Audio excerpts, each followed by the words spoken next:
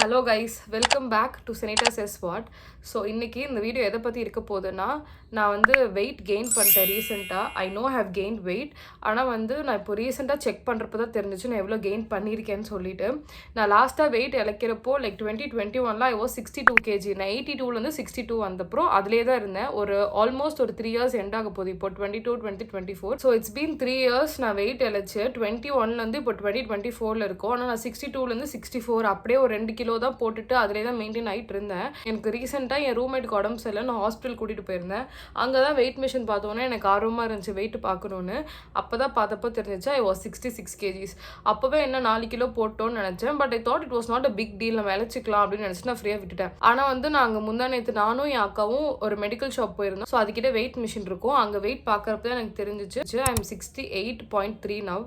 So நான் வந்து I'm closer to 70. ரொம்ப மன வருத்தமாக இருக்குது. ஏன்னா வந்து 70 வந்துட்டேனா, ஸோ 75 அப்படியே டக்குன்னு ஏறிடுமோன்னு ஒரு பயமாக இருக்குது. ஸோ இப்போ வந்து சீரியஸாக வெயிட் இழைக்கிறோம் அப்படின்னு நான் முடிவு பண்ணிட்டேன். ஸோ அதோட வெயிட் லாஸ் ஜேர்னி நான் நேற்றையே ஸ்டார்ட் பண்ணிட்டேன். நான் நேற்றுலேருந்தே வந்து 3 விஷயத்தை ஃபாலோ பண்ணணும்னு ரொம்ப ஸ்ட்ராங்காக இருக்கேன். இல்லை ஃபர்ஸ்ட் வந்து வாக்கிங். அதை நான் ஆல்ரெடி சொன்ன மாதிரி தான், வாக்கிங், இன்டர்மிட்டன்ட் ஃபாஸ்டிங், எக்ஸசைஸ், இது 3 கண்டிப்பாக செய்யணும். வாக்கிங் நான் நேற்று காலைல போகும்போது, ஸோ ஈவினிங் போயிட்டு எக்ஸசைஸ் பண்ணிட்டேன். இன்டர்மிட்டன்ட் ஃபாஸ்டிங் ஆப்வியஸாக இருக்கேன். எனக்கு வந்து 11 o'clock to 7 o'clock தான் என்னோட ஸ்கெடியூலுக்கு கரெக்டான டைமிங்காக இருக்குது. உங்களுக்கு எது பிடிக்குமோ அது மாதிரி நீங்கள் ஃபிக்ஸ் பண்ணிக்கோங்க.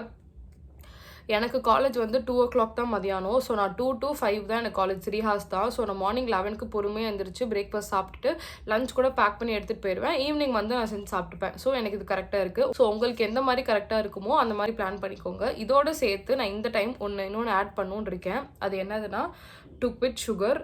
எனக்கு தெரியல என்னால் எவ்வளோ தூரம் இது பண்ண முடியும்னு. பிகாஸ் நான் லாஸ்ட் டைம் நான் வெயிட் இழைச்சப்போ நான் இதெல்லாம் பண்ணலை, சுகர் குவிட் பண்ணல. Because sugar has been part of a life இல்லையா. ஸோ அது பண்ண முடியுமான்னு எனக்கு தெரியல. அண்ட் எங்கள் அம்மா வந்து அடிக்கடி ஸ்வீட் செய்வாங்க.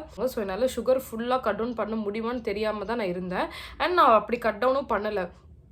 எப்போயாச்சும் ஸ்வீட் செஞ்சால் நான் கொஞ்சோண்டு எடுத்துக்கிட்டேன். இப்போ குலாப் ஜாமுன்லாம் செஞ்சால் ஒன்று அந்த மாதிரி நான் சாப்பிட்டேன். ஸோ அந்த மாதிரி நான் இருக்கலாம் தான் நினச்சிட்டு இருந்தேன். ஆனால் நான் எப்போ வந்து சுகர் விடணும்னு முடிவு பண்ணேன்னா, லைக் நான் ரீசெண்டாக 2-3 நாள் முன்னாடி டென்டிஸ்ட்டை போயிருந்தேன். அப்போ தான் எனக்கு தெரிஞ்சிச்சு, எனக்கு வந்து நான் சைல்ட்ஹுட்டில் கூட இவ்வளோ கேவிட்டிஸ் அந்த ப்ராப்ளம்லாம் ஃபேஸ் பண்ணதே இல்லை. ஆனால் ஆஸ் அன் அடல்ட் எனக்கு இப்போ வந்து ஐ ஹாவ் கேவிட்டிஸ், இந்த பிளாக், என்னமோ பூச்சி பல்லில் நிறையா வந்துருச்சு. எனக்கு பூச்சி பல்லு இல்லை, லைக் ஐ ஹாவ் சம்திங். அதனால் அவங்க வந்து எவ்வளோ தான் நீங்கள் சுகர் ஒரு சாக்லேட்ஸ்லாம் எடுத்துக்கிறீங்கன்ற மாதிரி கேட்டாங்க. எனக்கு தெரியும் I have been eating chocolates. நான் எதுலேயுமே இப்போ கண்ட்ரோலாக இல்லையா. ஸோ நான் நல்லா சாக்லேட், ஸ்வீட்ஸு எது செஞ்சாலும் நல்லா சாப்பிட்டுட்டு இருந்தேன். அதோட விளைவு தான் இப்போ எனக்கு பல்லில் பிரச்சனை வந்துருச்சு. ஸோ இந்த பல்லு இந்த காரணத்தினால் சுகரையும் கொஞ்சம் கண்ட்ரோல் பண்ணலாம். கண்ட்ரோல் இல்லை, முடிஞ்ச அளவுக்கு I will try my best sugar சாப்பிடாமல் இருக்கிறதுக்கு. சாப்பிட மாட்டேன்னு நம்புகிறேன். பிகாஸ் நான் I'm not a fan of sugar. ஆனால் எனக்கு சுகர் அவ்வளோலாம் ஒன்றும் பிடிக்காது. ஆனால் ஏதாச்சும் ஸ்வீட்டாக இருந்தாலும் நான் சாப்பிடுவேன். சும்மா வெறும் சர்க்கரை, என் அக்காலாம் வெறும் நெய் சர்க்கரைலாம் மிக்ஸ் பண்ணி சாப்பிடுவான். நான் அப்படி ஒரு பர்சன் கிடையாது. ஆனால் நானும் ஸ்வீட் சாப்பிடுவேன். ஸோ இப்போ அதை வந்து விட்டுறணும்னு இருக்கேன். ஸோ அதையும் விட்டுட்டு இன்டர்மிட்டன்ட் ஃபாஸ்டிங் பண்ணிட்டு, எக்ஸசைஸ் பண்ணிட்டு, டயட்டில் 3 விஷயம் கன்ஃபார்ம் பண்ண போகிறோம். அதில் வாக்கிங், இன்டர்மிட்டன்ட் ஃபாஸ்டிங், எக்ஸசைஸ், இதோடு சேர்த்து சுகரும் சாப்பிடாமல் இருந்து எவ்வளோ நாள் எவ்வளோ மாதம் ஆகும்னு எனக்கு தெரியல. இப்போ என்னோட ஏம் என்னென்னா, ஒரு 55 kgs ஆச்சும் போடணுன்னு இருக்கேன். ஏன்னா எனக்கு 50 ஆக்சுவலாக 50 தான் இருக்கணும் போல் இருக்குது.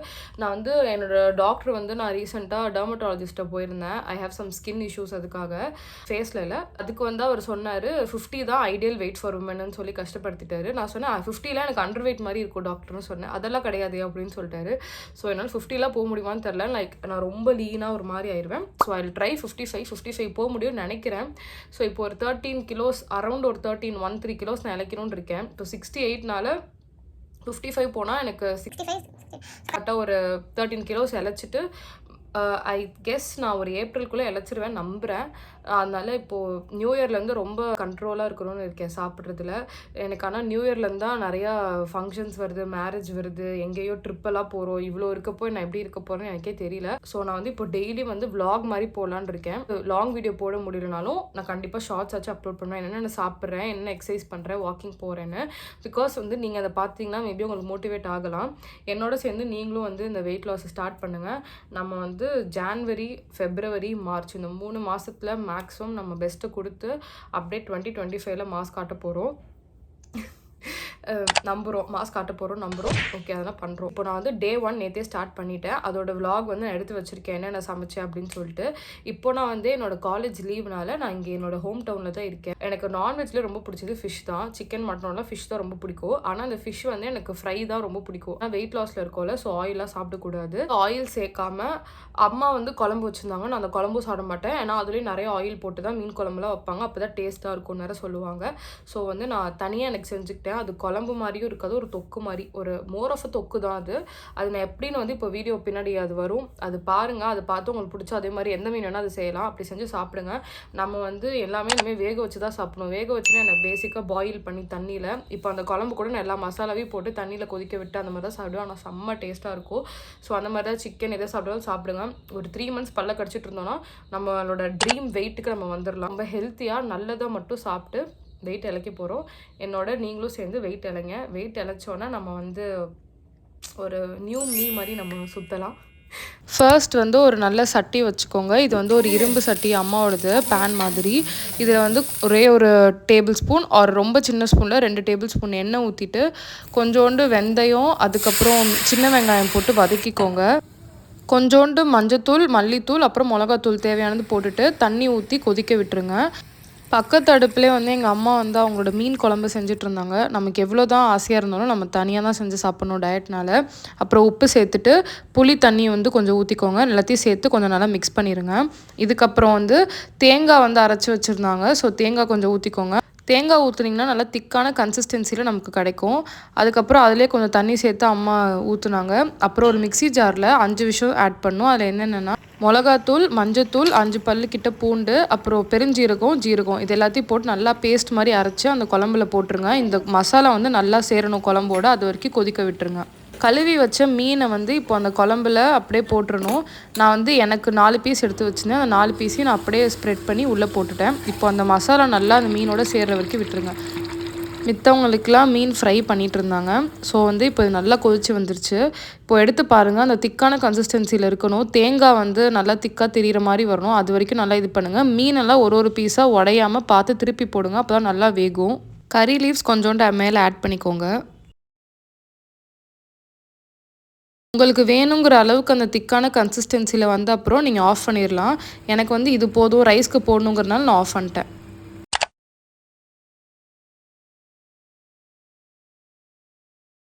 என்னோடய பிளேட்டில் வந்து இப்போது நான் அந்த சொல்லியிருக்க மாதிரி ஆல்ரெடி மெஷரிங் கப்பில் தான் ரைஸ் மெஷர் பண்ணி சாப்பிடுவேன். ஸோ அந்த கப்பில் ரைஸ் மெஷர் பண்ணி பிளேட்டில் வச்சுட்டு அப்புறம் அந்த மீனோட மசாலா போட்டு ரைஸில் பிசைஞ்சு சாப்பிட்டேன். அப்புறம் அந்த மீன் பீஸ் எடுத்து அதை அப்படியே தொட்டு சாப்பிட்டுட்டேன். இதுதான் என்னோடய லஞ்ச்.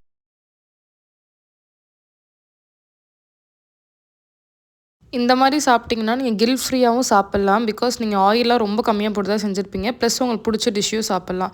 எனக்கு மீன் ரொம்ப பிடிக்கும்னால நான் இந்த மாதிரி செஞ்சு நல்லா சாப்பிடுவேன்.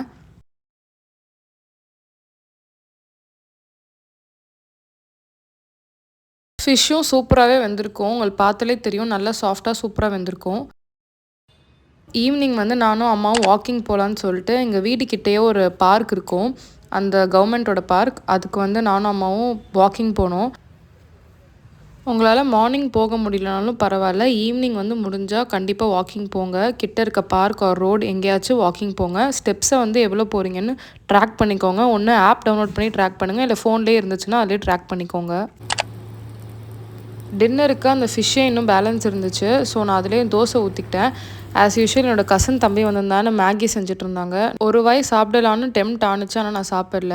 ஸோ அந்த பேலன்ஸ் இருந்த ஃபிஷ் அந்த கிரேவி வச்சுட்டு ஒரு பெரிய தோசை ஒரு குட்டி தோசை ஊற்றி என்னோடய டின்னர் முடிச்சிட்டேன்.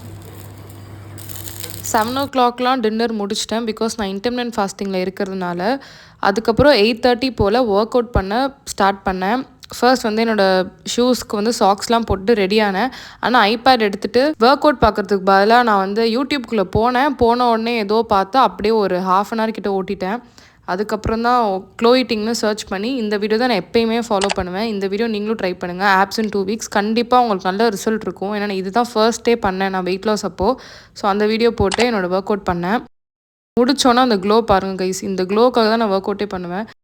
என்னோடய தம்பி வந்து ஈவினிங்லேருந்தே பட்டாசு வெடிக்கணும்னு கேட்டுகிட்டே இருந்தான். ஸோ அதுக்காக நாங்கள் கீழே போய் நான் சும்மா துணைக்கு போனேன். அவன் பட்டாசு வெடிச்சிட்டு இருந்தான், அது சும்மா பார்த்துட்டு இருந்தேன். அதுக்கப்புறம் நான் மேலே வந்து தூங்கிட்டேன். டைமுக்கு தூங்கி டைமுக்கு எந்திரிங்க, அதுவும் ரொம்ப முக்கியம். எத்தனை வைக்கிற? பாடிக்கு வந்து நம்ம ஒர்க் அவுட் பண்ணுறனால இல்லை வாக்கிங் போகிறனால கண்டிப்பாக ரெஸ்ட் வேணும். ஸோ கரெக்டான டைமுக்கு தூங்குங்க. அதுக்கப்புறம் யார் என்ன சாப்பிட்டாலோ இல்லை என்ன டெம்ப் பண்ணாலும், நமக்கே டெம்ப்ட் ஆனாலும் கொஞ்சம் கண்ட்ரோல் பண்ணி இருந்தீங்கன்னா நல்ல ரிசல்ட் இருக்கும்.